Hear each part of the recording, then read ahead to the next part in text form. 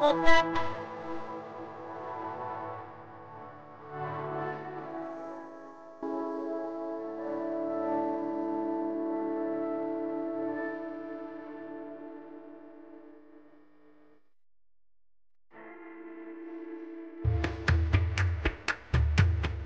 रखुमा, विठो रखुमा, अवघ्या विश्वाची माऊली, वारकऱ्यांची सावली. वारकरी जेव्हा एकमेकांना उराउरी भेटतात तेव्हाही एकमेकांना माऊली माऊली म्हणूनच पदस्पर्श करतात.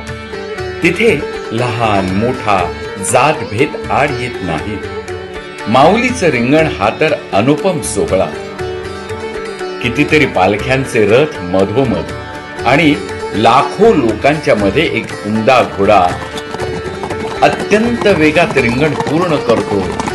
त्याच्या पायाने तुडवलेली मातीही मस्तकी लावतो आणि मन कितीही वेगात धावलं तरी त्याला संयमाचा लगाम आपण लावायचा हे माऊली त्यातूनच आपल्याला शिकवते. लाखोंच्या वारकऱ्यांची दिंडी चंद्रभागेच्या तीरी भक्ती रसात न्हावून घेते. माऊलीला त्यानंतर डोळा भेटते. मग कृतार्थ होऊन पुन्हा कामाला लागण्यासाठी नवी ऊर्जा घेऊन निघते.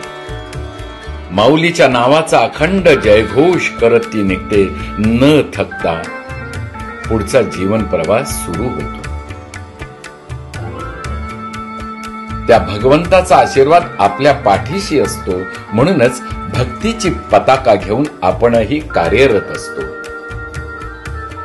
पांडुरंग, देव, श्री गणेश हे दुसरे तिसरे कोणी नसून ते आपल्यातच आहेत. ही संतांची शिकवणूक फार महत्वाची आहे.